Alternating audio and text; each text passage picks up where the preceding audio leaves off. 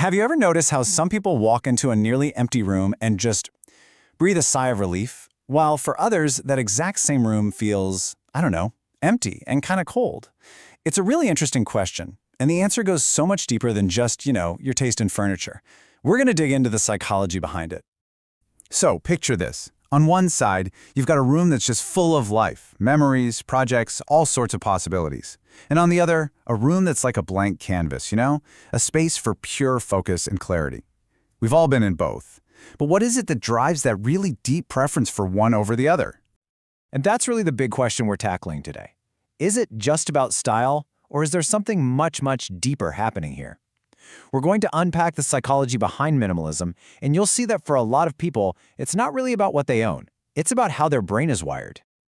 All right, so first up, let's dive right into the brain itself. Because for some people, that pull towards minimalism really starts with this fundamental neurological need for a certain kind of environment. Psychologists actually have a name for this. It's called the need for cognitive closure.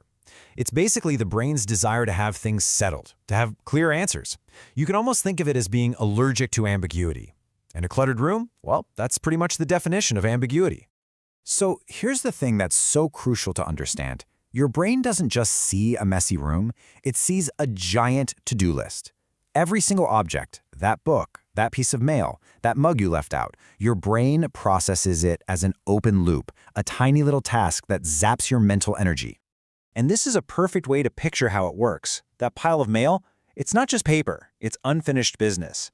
Those clothes on the chair, that's a decision you still have to make.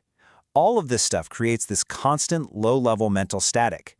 And that is exactly why studies show that for people with this trait, simpler environments lead to way, way lower anxiety.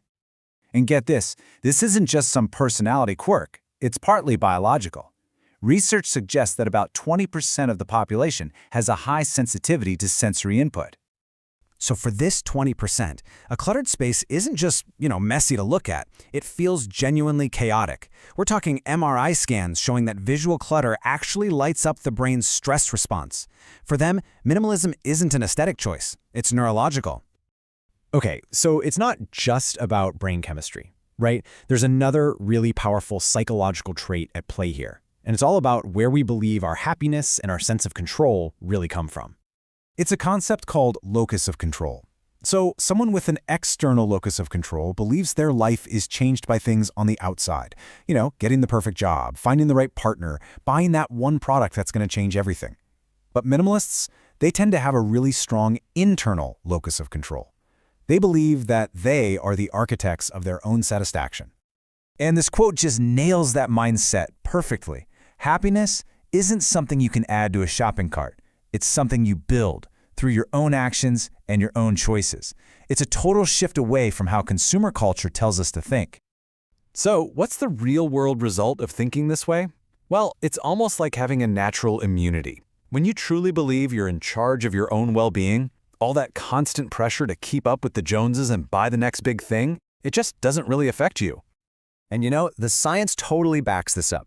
Research has shown again and again that experiences, like traveling, learning a skill, or just spending quality time with people you love, give us so much more lasting satisfaction than just buying stuff. Minimalists seem to get this on a gut level. So it all boils down to identity, doesn't it? Are you defined by the things you have in your house, or are you defined by the stories you can tell in the relationships you've built? For a minimalist, that choice is pretty clear. Now, this idea of building your identity from the inside, well, it connects perfectly to our third psychological trait, and this one is all about time. See, how a person thinks about the future has a huge impact on the physical world they build for themselves today. Minimalists often have something called a future-oriented time perspective. It's a bit of a mouthful, but what it really means is that their decisions are driven by the long game, not just the thrill of what feels good right now. So instead of just asking, do I want this? They run through this whole mental checklist. Things like, okay, will I still actually want this in a year? Where am I going to put it? What happens when I have to move? Asking these questions, it changes everything. And that simple habit of thinking ahead, it's like having this powerful built-in filter against all those impulse buys and that slow creep of clutter. It's about choosing long-term peace over short-term desire every single time. So when you start putting all these pieces together, A brain that craves calm, a strong internal sense of self, and a focus on the future, you get a much, much clearer picture. It's not any one thing, it's this unique combination of traits that creates a personal blueprint for minimalism. And this, right here, is probably the most important thing to get from all of this. Minimalism isn't about depriving yourself or proving some kind of moral point. It's simply the lifestyle that feels the most natural and the most efficient for a particular type of brain. So, to wrap it all up, the minimalist profile kind of looks like this. We're talking about a brain that really craves order, a person who values their own autonomy and internal control, someone who's always looking for meaning in experiences, and who thinks pretty carefully about the future. But hey, what if you're listening to all this and thinking, that is so not me? That's completely and totally okay.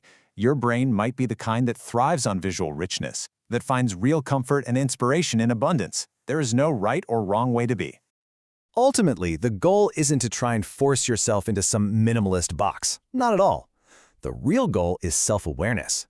It's about understanding your own psychological wiring and then consciously designing an environment and a life that actually works with it, not against it. So, I'll leave you with this one question to think about. Just forget about the trends and the labels for a second. What kind of world does your brain truly want to live in? Answering that?